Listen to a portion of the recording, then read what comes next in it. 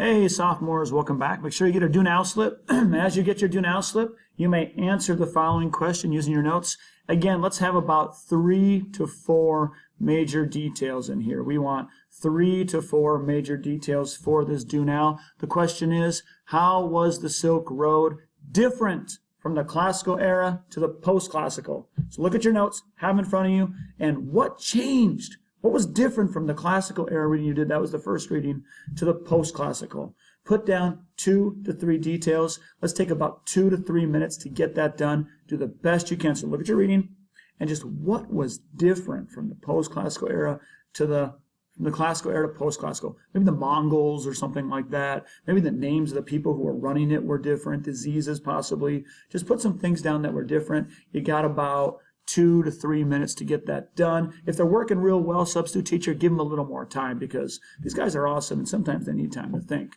As long as they're working quietly, it's all good. Okay, now that you're done, I want you to compare and share with the person next to you. So just turn and talk and compare and share. Let's take about 1 minute to get that done. If they got something good, you may take it. Go ahead and pause the video right now.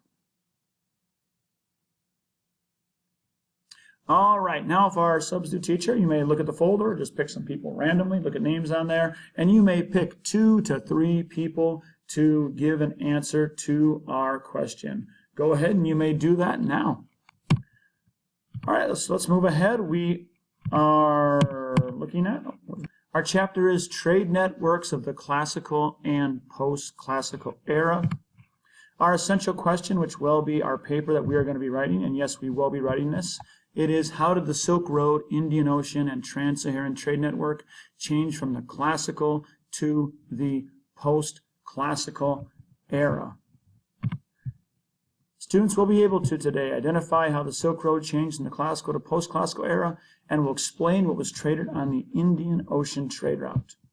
And for our agenda, we're going to compare and share notes and use those to fill out our topic organizer. And we're going to have a turn and talk. And then we are going to get into our next reading on Indian Ocean trade. Before we get there, though, let's take out your note packet. So look at your note packets, and let's take this right here. And you may go to our optic, which is right here. That is on page 2. We skipped that yesterday. And we have 2 pictures here. One is an oasis town. These were oasis towns, and it says oasis towns became stepping stones of culture dissemination. That means different things from different cultures went back and forth. Cultural diffusion was going on here. Language, religion, trade. I'm sure some people of different racial groups probably got married. Languages, a whole bunch of things were exchanged here. All right, then we got the Jade Gate. This is really interesting. Trade between China and Central Asian nomads took place at this passage between the Great Wall. So basically they built a big hole in the wall where people would come, they would meet here, and they would do trade in between the Great Wall. So trade was still going on even though China built this Great Wall, which is pretty interesting here. So here's what we're going to do right now. You may do your overview, 2 to 3 details about these pictures, big picture, what's going on with them, parts, read the labels, put down the individual symbols, a little more description there. Title, you can put a title for these. You can make up your own. For this one, go ahead and just make up a title and you're good. You can stop there. I learned that. You may put 2 things that you learned about from these pictures. And lastly, context. This will be a little different, so pay attention. How does this image show what we have learned about in this chapter? So for context, you may look at your notes and just put down some details from your notes that are about trade, that are about oasis towns. What do you know about this in our bigger context of the trade that's going on in the classical and post-classical era?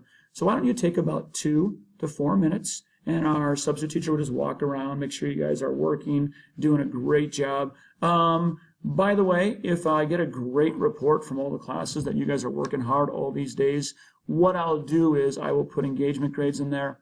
And I would love just to give everybody a 4.0, put engagement, substitute teacher 4.0. So if you all work well and I get a note from the sub saying that, I will definitely reward the whole class in my grade book. I would love to be able to do that when I come back home. All right, so why don't you right now go ahead and get that done. Take about 2 to 4 minutes and go ahead. Stop the tape right now, please. Pause it. All right, and we're back. And why don't you take about 2 minutes and compare and share with the person next to you. Go ahead. I'll ahead and pause it. All right, we're not going to go over these out loud, so we're just going to move ahead to the next step. I'll be checking these to make sure you got a good job when I grade your notes, and I want to give you the full points for your notes, so make sure you did a good job on those. Right now, our awesome teacher can take these topic organizers and pass those out to 2 students, and then make sure that all the students get one. So pass them to 2 students and pass these out. As they're being passed out, of course, put your name on them. And what you're going to want to have in front of you right now as these are being passed out, continue to play this as these are being passed out. You can watch me up here. If it's a little loud, turn the volume up a little bit, but pass these out and make sure you have your readings in front of you. Those are the readings from yesterday on the Silk Roads. Have this in front of you. So we have classical, and then we have post-classical. Have this one in front of you. And also make sure your packet is in front of you and go back to your notes for... Oh, that's the wrong one. Have your notes in front of you for your classical, right there, Silk Roads, and post-classical. Yes, you want to make sure you got these done. This is real big for the next step. So what you are going to do is this. Take a look at your notes that you took for the classical era for the Silk Road. And you can have the reading in front of you. Now, I'm hoping you all are done with your notes, but let's say you didn't quite get done with them. We'll have the reading in front of you so you can do this step right now, okay? But you should all be done. They are going to be worth 10 points in your packet, so you want to make sure your notes are done. So have the reading in front of you, have your notes in front of you, and have this topic organizer. So just look at your classical reading notes right now, and take some of your notes and look at this and put who ran the Silk Road in the classical era. And if I'm looking at my reading for that one, I go back here and I look at the Silk Roads. Are there some empires mentioned in here? Ooh, the Chinese are mentioned several times. Let's see, is anyone else mentioned in here who's kind of running the Silk Road? What empires are involved here? Thinking out loud here. Oh, here's one example. I got the Romans right there, the Gupta, the Han. Are definitely running things on the Silk Road. China is mentioned many times. So we have China, the Roman Empire is involved. Gupta, if you're wondering who they are, that's an Indian empire. It's a cool name, Gupta. Just sounds kind of cool. Anyway, so those are empires that are running things on the Silk Road. So I can write that down in my topic organizer under who ran it. We also have diseases, so if there's any examples of diseases that were on there, I can put those down. And then here I can also put what was traded, what goods were traded along the Silk Road. Just to add this right now, I'm going to have you guys add something on here. So it says who ran it, and then I'm also going to put what religions. So put down what religions. Add that on here to this thing, because I realize religions play a key role here. You may write that down. So right now, look at your classical era notes and fill this out the best that you can. Go ahead and push pause on there, and why don't I give you about 3 to 4 minutes to do that on your own, and then we'll do a compare and share on that one. So go ahead, and you may start this now. Okay, now take these notes from classical that you've sorted into these categories and now compare them with the person next to you. And you may begin that now. Go ahead.